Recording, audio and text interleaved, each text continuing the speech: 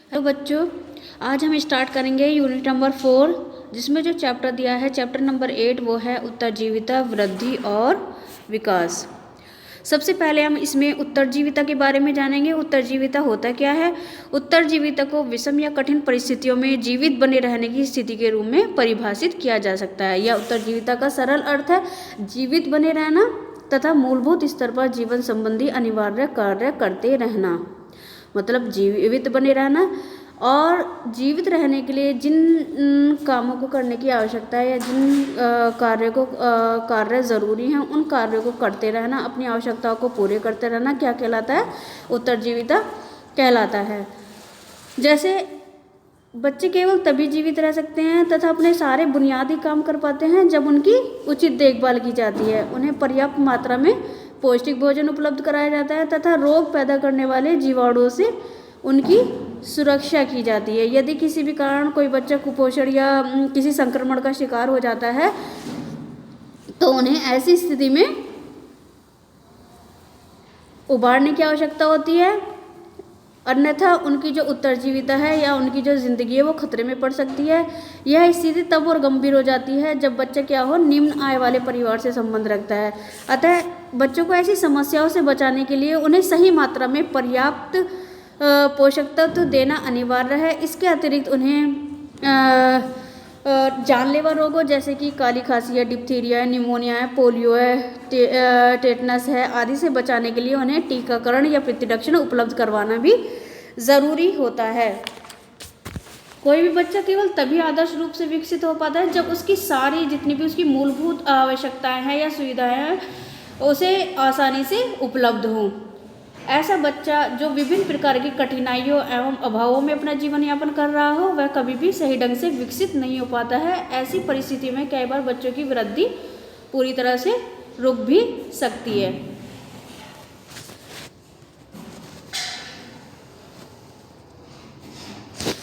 Next है वृद्धि एवं विकास, ग्रोथ एंड डेवलपमेंट। वृद्धि का अर्थ शरीर के अंगों के आकार व रूप में बढ़ोतरी है। वृद्धि गर्भधारण के 2 सप्ताह बाद से शुरू होकर व्यक्ति को पूर्ण रूप से परिपक्व या वयस्क होने तक उसकी वृद्धि चलती रहती है। शरीर के आकार में वृद्धि को प्रत्यक्ष रूप से देखा तथा मापा जा सकता है, यानी जो वृद्धि हो रही है उसे हम डायरेक्ट देख भी सकते हैं, उसे माप भी सकते हैं। विकास जो है, विकास जीवन भर चलने वाली ऐसी प्रक्रिया है। विकास जीवन भर चलने वाली ऐसी प्रक्रिया है जिसके कारण बालक धीरे धीरे विभिन्न कार्य एवं कौशलों के लिए योग्यता अर्जित करता है। किसी व्यक्ति के व्यवहार में परिपक्वता उसके ज्ञानात्मक, सामाजिक तथा भावात्मक विकास के कारण ही संभव हो पाता है। विकास के फलस्वरूप हुए परिवर्तनों को प्रत्यक्ष रूप से ना तो देखा जा सकता है और ना ही मापा जा सकता है। वृद्धि को हम माप सकते हैं बट विकास को हम नहीं नाप सकते। वृद्धि और विकास एक दूसरे से संबंधित हैं। जैसे कि शिशुओं का शारीरिक आकार बढ़ना वृद्धि है, जबकि उसका घुटनों के बल चलना, पैरों के बल चलना, साइकिल चलाना उसका क्या है? वृद्धि के साथ साथ उसका विकास है। दूसरे शब्दों में कहें तो वृद्धि का तात्पर्य शारीरिक परिवर्तन से है तथा शिशु में सोचने की क्षमता का विकास होना, उसे दूसरे लोगों के साथ संबंध स्थापित करना, भावनाओं को समझना, उन पर नियंत्रण करना, भाषा का विकास, ये सब क्या है? विकास है।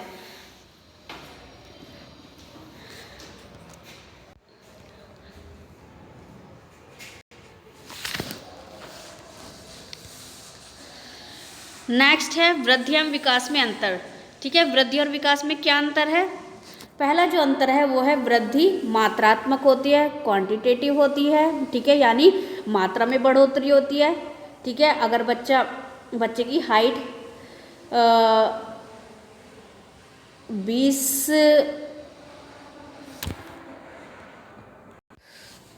2 फुट है तो वो जैसे जैसे बड़ा होगा वो उसकी हाइट बढ़ेगी, 3 फुट होगी, उसके बाद 3.5 फुट होगी। ठीक है, इस तरह से हम उसे देख सकते हैं, माप सकते हैं। मात्रात्मक होती है, वो मात्रा में बढ़ोतरी होती है उसकी। ठीक है, और विकास में क्या होता है? विकास मात्रात्मक व गुणात्मक दोनों रूपों में होता है। ठीक है, सेकंड जो अंतर है वो है वृद्धि शारीरिक ऊंचाई, भार व विभिन्न अंगों जैसे मस्तिष्क के आकार व संरचना में बढ़ोतरी से संबंधित है। और विकास में क्या है, इसमें शारीरिक परिवर्तन के साथ साथ सामाजिक, मानसिक या संवेदनात्मक परिवर्तनों का भी समावेश होता है। वृद्धि जो है एक निश्चित अवधि तक होती है, ठीक है। वृद्धि जो है एक निश्चित अवधि तक होती है, ठीक है। ये नहीं है कि जैसे जैसे हमारी एज बढ़ेगी तो हमारी हाइट भी बढ़ती जाएगी, ठीक है, या हमारे हाथ पैर भी बढ़ते जाएंगे। उसकी एक निश्चित अवधि है, ठीक है। और विकास जो है वो जीवन भर चलने वाली प्रक्रिया, हम पूरे जीवन कुछ ना कुछ नया सीखते रहते हैं। वृद्धि को देखा, मापा व तोला जा सकता है। अभी बताया ना, वृद्धि को हम देख सकते हैं, जैसे शारीरिक लंबाई और भार में वृद्धि और दांतों का निकलना इत्यादि, ठीक है। विकास का अवलोकन व्यक्ति के परिपक्व व्यवहार द्वारा ही किया जा सकता है, ठीक है। विकास को हम माप नहीं सकते हैं, ना ही तोल सकते हैं, ना ही देख सकते हैं। उसका सिर्फ हम अनुमान लगा सकते हैं व्यक्ति के या बच्चों के व्यवहार को देखकर। वृद्धि व्यक्तित्व के एक आयाम अथवा मुख्यतः शारीरिक संरचना से संबंधित है, और विकास व्यक्तित्व के सभी आयामों को दर्शाता है, यानी शारीरिक, मानसिक, क्रियात्मक सारे आयामों को दर्शाता है। इसका क्षेत्र संकुचित है वृद्धि का, और विकास का क्षेत्र बहुत ही विस्तृत है। वृद्धि एवं विकास के सिद्धांत, इसमें जो फर्स्ट सिद्धांत आता है वो है विकास एक निश्चित क्रम में होता है, ठीक है। सभी शिशुओं में विकास एक निश्चित क्रम में 2 प्रकार से होता है, ठीक है। इसमें एक आता है मस्तकाधोमुखी विकास। इस क्रम में विकास सदैव सिर से शुरू होकर पैर की तरफ होता है, ठीक है। इसी कारण गर्भावस्था में पहले भ्रूण के सिर का, फिर धड़ का तथा आखिर में पैरों का विकास होता है। इसलिए जन्म के समय नवजात का धड़ उसके सिर के अनुपात में छोटा होता है, ठीक है। पहले कौन सा विकास होता है, एक क्रम होता है, ठीक है। दूसरा है निकट से दूर दिशा में विकास होता है। इसमें क्या होता है, इस क्रम में शारीरिक विकास शरीर के केंद्रीय भागों से शुरू होकर आगे की ओर बढ़ता है, जैसे कि पहले हृदय तथा पेट, फिर कंधे, बाजू और फिर हाथ विकसित होते हैं। इसी प्रकार बच्चा पहले बैठना, फिर खड़े होना और बाद में चलना शुरू करता है। सेकंड है विकास एक निरंतर चलने वाली प्रक्रिया है। विकास जीवन भर चलने वाली ऐसी प्रक्रिया है जिसकी गति कभी धीमी तो कभी तेज हो सकती है, परंतु वो विकास रुकता नहीं है। कोई बच्चा जल्दी सारे काम करना सीखता है और कोई बच्चा देर से करने सीखता है, बट वो सीखता है। थर्ड है विकास सामान्य से विशिष्ट की ओर होता है। बच्चों में पहले सामान्य योग्यताओं का विकास होता है और फिर वो धीरे धीरे विशिष्टताओं का विकास होता है। जैसे कोई बच्चा पहले किसी भी चीज़ को पकड़ने के लिए अपने पूरे हाथ का इस्तेमाल करता है, लेकिन जैसे जैसे उसकी एज बढ़ती है तो वो अपनी उंगलियों का यूज़ भी सीख जाता है। 4 है विकास की सभी अवस्थाएं समान होती हैं। प्रत्येक बच्चे के लिए विकास की सभी अवस्थाओं का एक जैसा क्रम होता है। पहले वो भ्रूण अवस्था में होता है, फिर शेष अवस्था में आता है, फिर बाल्यावस्था में आता है, उसके बाद किशोरावस्था में आता है। ऐसा नहीं है कि कोई बच्चा डायरेक्ट शेषावस्था से शेषावस्था से डायरेक्ट वो किशोरावस्था में पहुंच जाएगा, ऐसा कुछ नहीं है, ठीक है। विकास की सभी अवस्थाएं सारे बच्चों के लिए समान होती हैं, ठीक है। 5वां है विभिन्न अंगों के विकास की गति अलग अलग होती है। शरीर के सभी अंगों के विकास की अपनी अलग गति होती है। जैसे किशोरावस्था में हाथ पैर का विकास पूर्ण हो जाता है, जबकि कंधे देर से विकसित होते हैं।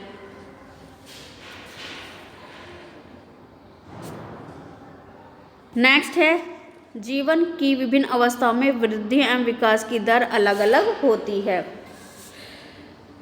वृद्धि एवं विकास की दर प्रारंभिक बाल्यावस्था व प्रौढ़ावस्था में कुछ कम होती है, जबकि प्रौढ़ावस्था तथा किशोरावस्था में अधिक होती है। सभी बच्चे अपने विकास की चरम सीमा तक पहुंचते हैं। इसमें क्या है, बच्चों के विकास की गति अलग अलग होने के कारण कोई जल्दी या कोई देर से अपनी विकास की चरम सीमा, लेकिन वो अपनी विकास की चरम सीमा तक ज़रूर पहुंचते हैं। कोई देर से पहुंचता है और कोई जल्दी। इस चरम सीमा तक पहुंचने के लिए उन्हें अच्छे पोषण, स्वस्थ वातावरण, सही निर्देशन, सकारात्मक दृष्टिकोण, अच्छा एवं प्रोत्साहन देना बहुत ज़रूरी है।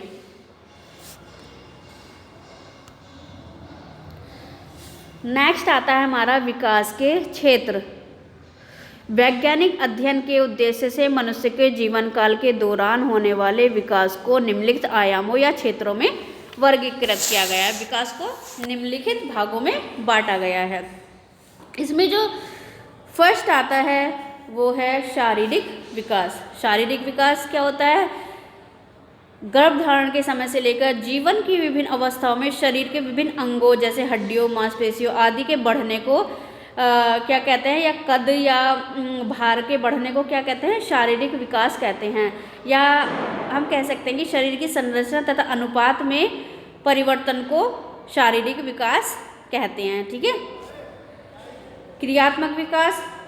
क्रियात्मक विकास का तात्पर्य शरीर की गतिविधियों पर नियंत्रण से है या वे योग्यताएं अर्जित करना या शिशुओं द्वारा विभिन्न कार्यों को करने के लिए योग्यताएं अर्जित करना क्या कहलाता है? क्रियात्मक विकास कहलाता है। ये क्रियात्मक विकास दो तरह का होता है। एक स्थूल क्रियात्मक विकास होता है, एक सूक्ष्म क्रियात्मक विकास होता है। स्थूल क्रियात्मक विकास में जो बच्चा होता है अपनी बड़ी मांसपेशियों पर नियंत्रण करना सीखता है। ठीक है। जैसे बच्चा कंधे हैं उसके, पीठ है की पेशियों की गतिविधियों पर नियंत्रण करना सीखता है। इसी वजह से वह बैठना सीखता है, फिर झुकना सीखता है, चलना सीखता है। ठीक है। अपने हाथ पैरों को हिला सकता है। उसके बाद आता है सूक्ष्म क्रियात्मक विकास का होता है। सूक्ष्म क्रियात्मक विकास में क्या होता है? बच्चा छोटी पेशियों पर, मांसपेशियों पर नियंत्रण करना सीखता है। इसमें जैसे पहले क्या होता है, बच्चा अपने हाथों से सब चीज़ों को उठाता है, अपनी हथेली से उठाने की कोशिश करता है, बट जैसे जैसे उसकी एज बढ़ती है वो अपनी उंगलियों का यूज़ करना सीख जाता है। इसके बाद क्या होता है? सूक्ष्म क्रियात्मक विकास में क्या होता है? उसके बाद बच्चा क्या करना सीखता है? लिखना सीखता है। जब उसकी सूक्ष्म क्रियात्मक विकास में जब वो सूक्ष्म पेशियों पर नियंत्रण करना सीखता है तो उससे क्या होता है? बच्चा लिखना सीखता है, किसी भी चीज़ को अपनी उंगलियों से पकड़ सकता है, सिलाई कर सकता है। ठीक है। जो उंगलियों को यूज़ है वो करना सीख जाता है। नेक्स्ट है संवेदनात्मक विकास। इसमें क्या है? संवेदी क्षमताएं जैसे कि देखने, सुनने, सूंघने, स्पर्श करने तथा स्वाद महसूस करने की क्षमताओं के विकास को संवेदनात्मक विकास कहते हैं। यानी जितनी भी उसकी ज्ञानेंद्रियां हैं उनका विकास होता है। जन्म के समय से ही शिशु की संवेदनात्मक क्षमताएं पर्याप्त रूप से विकसित होती हैं। ठीक है। जो आयु बढ़ने के साथ साथ और अधिक कुशल तथा विकसित हो जाती है। जैसे जब बच्चा पैदा होता है तो उसको बच्चा क्या है? अपनी माँ के स्पर्श को पहचानने लगता है और वो मीठा और कड़वे के स्वाद को भी जानता है। नेक्स्ट है संज्ञानात्मक विकास।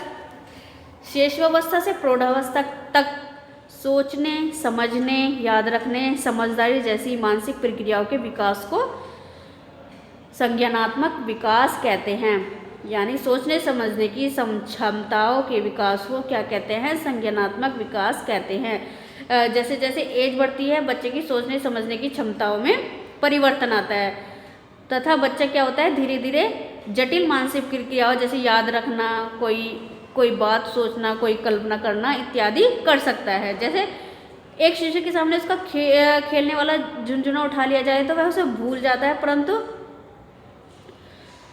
1.5 से 2 वर्ष का बच्चा अपने खिलौने को ढूंढने लगता है। ठीक है। होता है ना बच्चे, अगर हमने उसे खिलौने ला के दिए हैं, 1 से 2 साल का कोई बच्चा है, छोटा बच्चा है, वो इतना ध्यान नहीं देगा। ठीक है। लेकिन जब बच्चा 1 साल का हो जाता है, 1 से 1.5 साल का, उसके बाद क्या होता है? बच्चे को हर चीज़ याद रहती है। यदि हम उसका एक खिलौना गायब कर दें तो वो उसी को ढूंढेगा। नेक्स्ट आता है भाषा संबंधी विकास। इसमें क्या होता है? बच्चे का भाषा का विकास होता है। वो सरल जैसे जैसे बच्चे की एज बढ़ती है वो भाषा को समझने लगता है और जटिल वाक्यों को बोलने में सक्षम हो जाता है।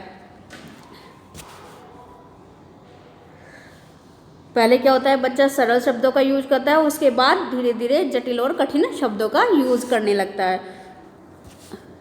नेक्स्ट है सामाजिक विकास। सामाजिक विकास के द्वारा शिशु जो होता है, जो बच्चा होता है, समाज के नियमों, समाज की अपेक्षाओं के अनुसार अपने व्यवहार को ढालने की चेष्टा करता है। सामाजिक विकास के कारण ही व्यक्ति समाज की अपेक्षाओं के अनुरूप व्यवहार करने, लोगों के साथ संबंधों का निर्माण करने तथा उन्हें बनाए रखने के योग्य बन जाता है। नेक्स्ट है भावनात्मक विकास। अपनी सुखद या दुखद भावनाओं पर नियंत्रण रखते हुए उन्हें समाज द्वारा वांछित तथा अपेक्षित रूप से अर्थात स्वीकार्य ढंग से अभिव्यक्त करना भावात्मक विकास कहलाता है। भावात्मक विकास शारीरिक तथा मानसिक विकास के परिणाम स्वरूप होने वाला विकास है। यानी इसमें क्या होता है, बच्चा अपनी भावनाओं पर नियंत्रण रखना सीखता है। व्यक्तिगत विकास। व्यक्तिगत विकास का तात्पर्य जो है वो स्वयं से है। जैसे हमने स्वयं के बारे में पढ़ा था, अपने व्यक्तिगत विचारों के विकास से, जैसे कि मैं कौन हूँ, मुझ में कौन कौन से व्यक्तिगत गुण हैं, मुझ में कौन कौन सी क्षमताएं हैं, या मैं भविष्य में मैं क्या करना चाहता हूँ इत्यादि डेवलप होना शुरू हो जाता है सभी बच्चों में।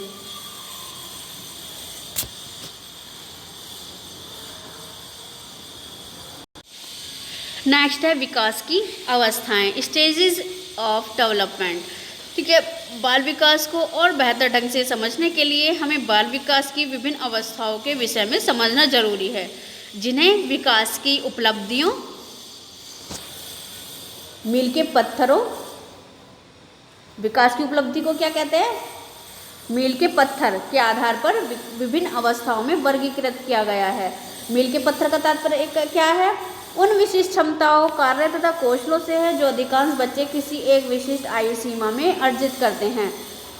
मतलब जो भी योग्यता है, जो भी कौशल, जो भी क्षमताएं बच्चा अर्जित करता है, उसकी जो एक विशिष्ट आयु होती है, उन सब उन्हें क्या कहते हैं, मील का पत्थर या माइलस्टोन ऑफ डेवलपमेंट कहते हैं। बच्चे ये जो टर्म है ये बहुत ही इंपॉर्टेंट है, या आपको एग्जाम में 1 नंबर के क्वेश्चन में पूछी जा सकती है, या ऑब्जेक्टिव टाइप क्वेश्चन में भी पूछी जा सकती है। अब यहाँ है मानव जीवन अवधि की विभिन्न अवस्थाएं कौन कौन सी है। सबसे पहले आती है शेष अवस्था, जो जन्म से 2 वर्ष तक होती है। सेकंड आती है आरंभिक बाल्यावस्था या पूर्व विद्यालय वर्ष भी कहते हैं, जिसे 2 से 6 वर्ष तक, क्योंकि इस एज में बच्चा स्कूल जाना या प्ले स्कूल जाना शुरू कर देता है। ठीक है, उसके बाद है मध्य बाल्यावस्था 6 से 11 वर्ष, किशोरावस्था 11 से 18 वर्ष और प्रौढ़ावस्था 18 वर्ष तथा उससे अधिक।